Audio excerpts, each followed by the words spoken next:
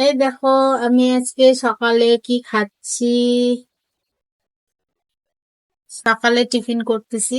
এই দেখো, পরোটা আর কপি আলু তরকারি না, ভাজা। কপি আলু ভাজা। কে কে পরোটা খেতে ভালোবাসো অবশ্যই কমেন্ট করে বলো।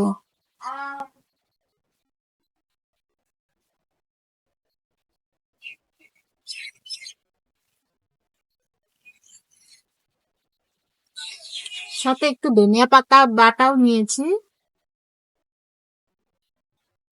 ভাত দিয়ে খেতে ভালো লাগে, কিন্তু তবু পরোটা দিয়ে খাচ্ছি। ভালোই লাগতেছে।